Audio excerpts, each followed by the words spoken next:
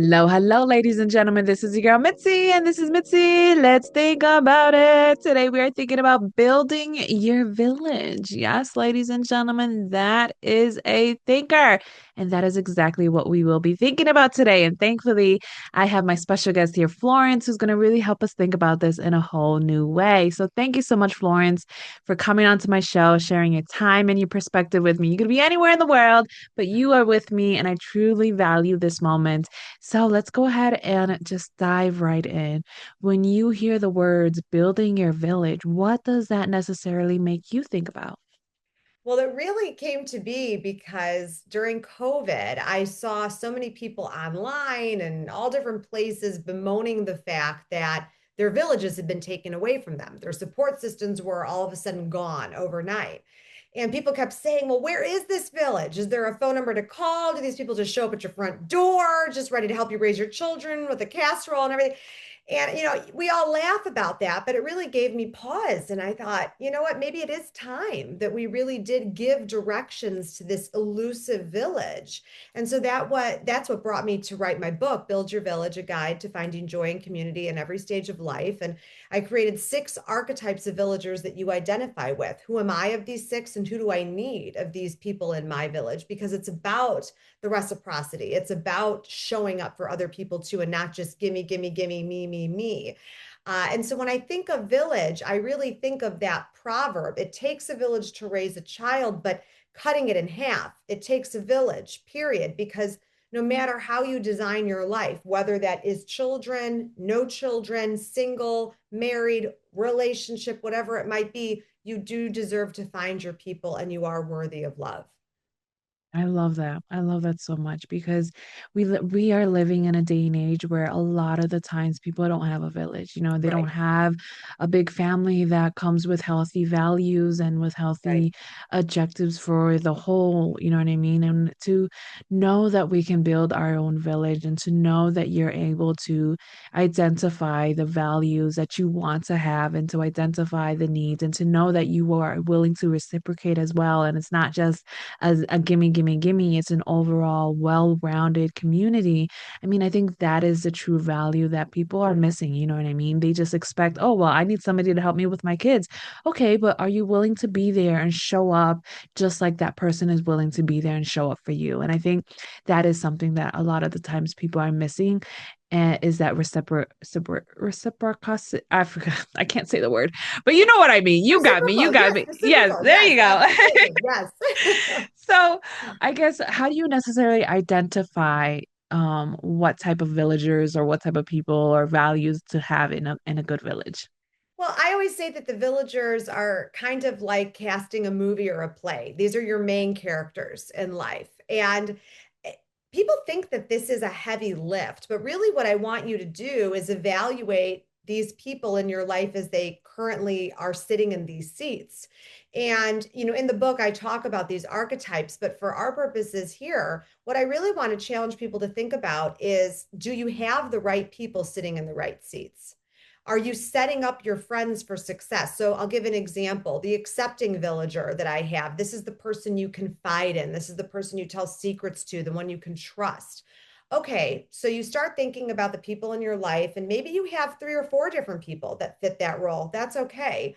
But then you start looking down the line of the 6 and you think, oh boy, I don't have the healer.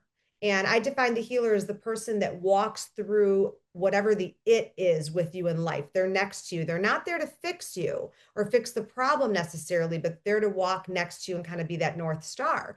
You think to yourself, I really don't have that. And maybe that's why I'm feeling depleted. Maybe that's why I'm going to sleep at night with this heaviness in my heart. Or maybe that's why I'm not feeling fulfilled by my friendships. And you start thinking, okay, that's a place I can concentrate my effort, that I want to make friendships that are going to fill that role. But then also, to use that as an example, maybe you have a friend that you have in that healer role or that accepting role, especially that accepting role, and they have betrayed your trust. And you don't know if you can necessarily continue a friendship with them. So, what I challenge you with there is, Do you throw the whole friendship away, or do you realize that that person's not sitting in the right seat for you? They're not the best secret keeper, but they're a really good organizer. They're really good at getting your friends together and having a grand old time when you're out. But maybe you're not going to tell them your deepest, darkest secrets. So maybe it's okay to shift them into a different role and not completely, nix the friendship. So there are a lot of nuances to this, but what I'm trying to get people to do is to challenge what their current social ecosystem is and figure out what's working and what's not. Absolutely. And I love that you brought that point up about not exactly cutting somebody off from their life and just Right. reevaluating what values they still hold and how to reposition them. It's like basically, okay, well, we hired you for this position, but you're not that good in it. Let's reposition you for another position Right. and there you thrive. And I think that is one thing that I hold on to and I tell people is like not everybody's going to be perfect for you, Sure. but but every person is perfect in the way that they are because they hold value in one way or in another. You know what I Right. mean? Like if somebody is a detective and finding information for you and you need to know that information, well, you can go to them and have that person find that information, but you also know not to go to them for for your deepest darkest secrets because you know that that person can also give away information as they also look for information. So Right. you always so you have to like weigh it out and know when to utilize somebody's gifts and when to not utilize somebody because Right. they no longer are a gift in that moment that you may need them. You know what I mean? Right. And it's like we have to find the balance because we have this stigma in this society now where everybody's irreplaceable. Everyone can just be removed and be cut off of my life and no longer have value. And I think that's truly hurtful for yourself and for the community because we really do need one another. And when we isolate ourselves, it really does hinder our soul in a way that it's not beneficial. So I Right. guess it leads me to my next question. What do you say for people who are so comfortable in isolation?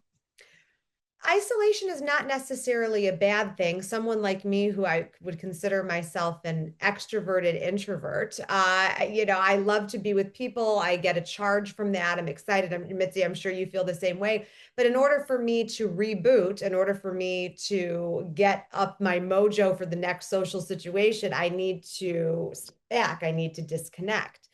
And so that isolation in that moment is the right choice for me. But going back to COVID for a second, I know, gosh, 5 years later, we're still bringing it up, but the truth is, we are still feeling the effects of it. We're still seeing the friendship recession that happened because of it, the isolation that you're talking about, the loneliness epidemic that we have. And the reason I bring it up is because when we did retreat during COVID, when it was time for us to re-engage and time for us to reconnect, people not only didn't really want to do it, they didn't know how to do it. And those are two really detrimental things to someone's mental health. And so, like everything in life, it's moderation. You don't want to be a recluse. You don't want to isolate yourself to the point where it is deteriorating your mental health. But you do want to take that time to know that it's okay and perfectly acceptable for you to pull away from social situations or say no, and that be a complete sentence, or cancel plans because you're full that week, you are overwhelmed, and you need to recharge. So again, isolation is not necessarily a bad thing when used appropriately, but if that is your MO, then you need to take a good hard look at how that isolation is affecting your mental health and everything else, even your physical well-being. Oh, absolutely. I'm glad that you brought that up too, because I think it most definitely identifies balance. You know what I mean? We need to find balance in our lives and we need to find balance with other people and we need to know how to truly bring people into our lives when it is okay. You know what I Right, mean? When it right. is okay. We have to know that for ourselves and we have to know that no, the word no is a gift. It can be a gift in itself and allows us to have that self-respect as well. And for the people who don't understand no as a gift, I think that is something that they need to evaluate and understand and figure out within themselves, why is no something so hard for them to even step into, or just even express out themselves, or even to even accept from other people as well, because that is something that they need to have that hard recognition and that self-reflection time to really evaluate where that is in their lives. But in all reality, like that no can truly be such a gift for your well-being. Like, no, I don't want to go out tonight. It's time for me to just have some self-care, just lay down and just do my face mask, and you know what I mean? Do things like that and just Yes. have that moment, because it really comes down to just loving yourself, because we can have Yes. a community and we can build a community, but if you don't know how to have that self-respect for yourself, that line of, oh, I have respect other people is not going to be really be there, because there's Right. always going to be this cord that's pulling you away, because it needs that self-respect within yourself as well. So I think just having that balance is truly really important. So it's just like, I guess, when did you realize you have a very supportive village? Or yeah, I mean, when did you build it, I guess? I feel like we always are building our village. The one thing that I can guarantee you is that it will change, right? That's the only thing I Mhm. can guarantee you, is that everything in life is usually temporary. And yes, of course, there are friendships that have been with you, have stood this test of time. I mean, one of my best friends from childhood, we're still friends to this day. But that's not the majority. That's usually the minority in terms of your friendship group. And it's about quality versus quantity too. And as we get older, Absolutely. Mitzi, I'm sure you have found this, and people tell me this is one of their biggest challenges as an adult. We're not making friends the same way we used to as an adult, because when you're younger, the world is your oyster, right? You're in school and there's so many people, it's exciting. And then you get older and it's really the workforce, or if you've gotten married and have children, it's that community or your friends, your children's, parents, and that's who you become friends with. And that's a great way. That's a wonderful way to make connections. But if that's not your life, and I can speak as a single woman, I have no children, uh, you know, I have to make friends a different way because I'm not making them through my kids at school. And Yeah. so it does change. It does change kind of the strategy there. But I want to go back to one thing you mentioned too, which I think is related to this as we get older and older, regarding how we choose our friendships. Oftentimes when we feel bad about saying no, or we feel bad about our self-care or standing up for ourselves or whatever it might be, it comes from this place of people pleasing. Hmm. And that gets us in a lot of trouble, Hmm. because we're living for other people's approval. We're living for other people instead of worrying about the oxygen mask that we're putting on ourselves so we can show up for others.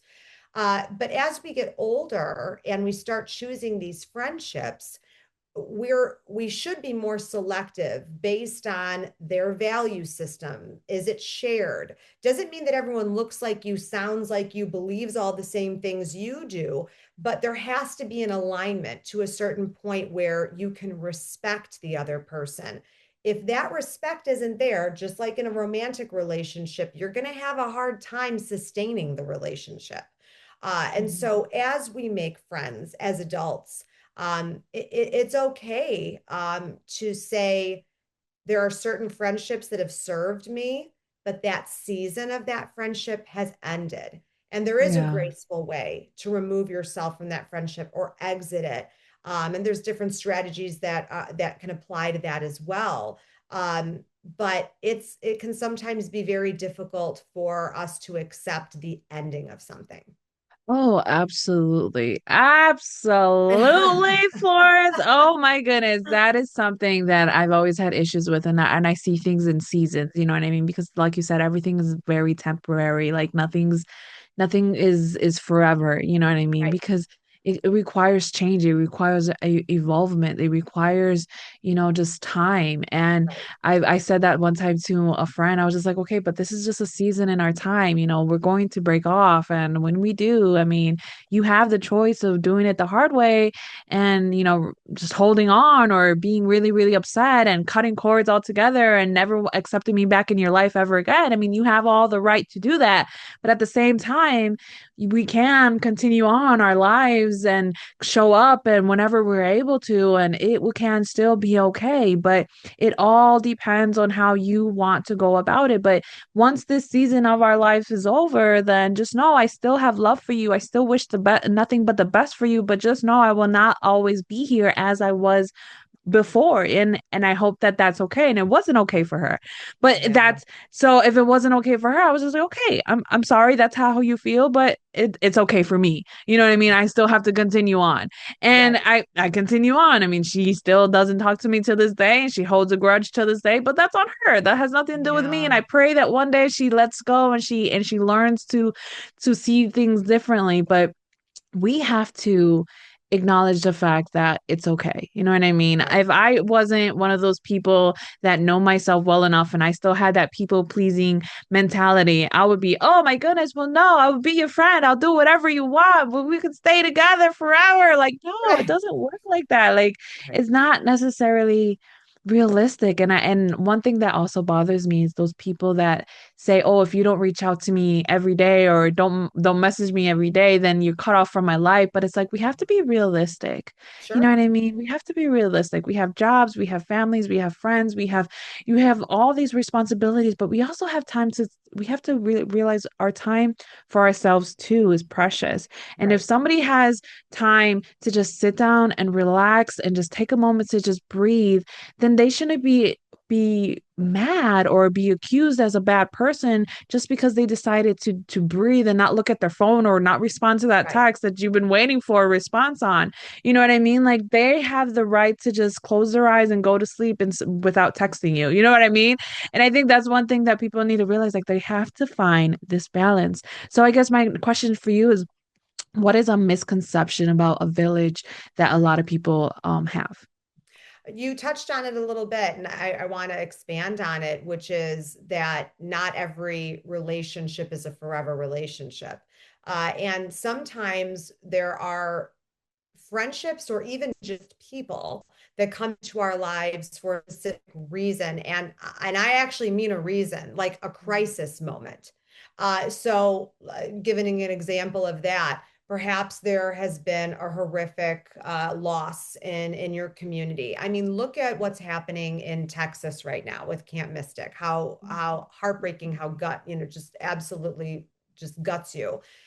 There Yeah. are going to be people in that community that come together for this moment of crisis that will help and try to heal, and will fill a void. But then after a certain time, those people probably will start to pull back or go back to whatever their normal cadences of their life, and maybe not necessarily very present anymore, but they're there now in the moment of crisis, in the moment of need. When it is time for those people to pull back, it doesn't mean that those relationships or those people have been devalued.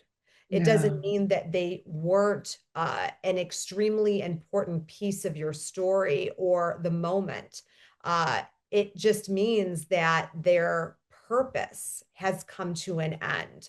But Yeah. again, it doesn't mean that it was not a priceless or worth something in your life. And so I look at that in a lot of different ways. As your village, I talk about in the book, when your village burns down, sometimes you burn it down yourself.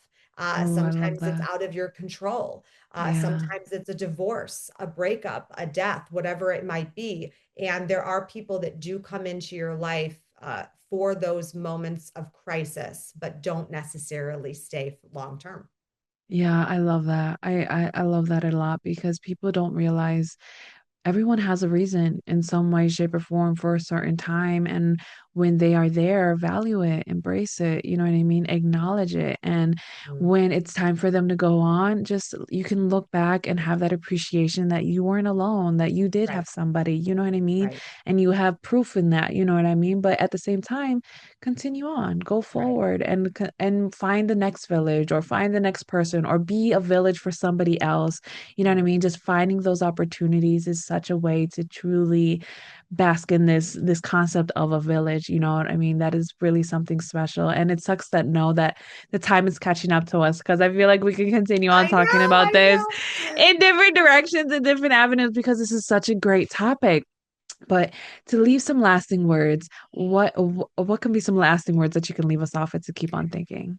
If you are struggling right now with connection and you don't know where to start, I always say that philanthropy is the first place to go because you're going to be able to give back. I do believe we live in a life in service of others. So think about what makes your heart beat, what makes your heart flutter. As I always say, throw it into Google, ask around, and then give yourself to that service because not only are you going to be able to give back, but you're also going to meet people that are like-minded, have similar values, and all of a sudden you're going to start making connections and you're probably going to develop friendships. And it's a low stress way of you being able to do that, especially if you're a little more shy. You don't feel like you're walking in a place asking for someone to be your friend. It's probably going to naturally happen. So if you're feeling disconnected right now, think about philanthropy and how that could really affect your life in a positive way. I love that. Thank you so much, Florence. You really did bring so many great topics, so many great avenues of this topic just to branch out. It's like a little umbrella.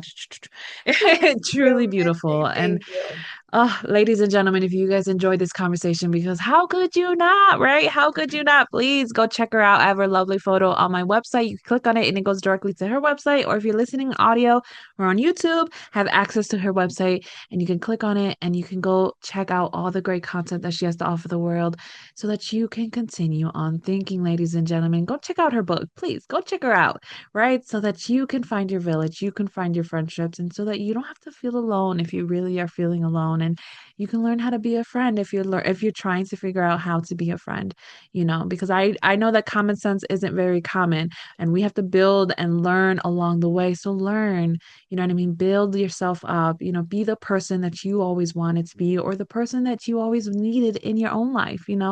So with that being said, always, always, always keep thinking, y'all. Bye.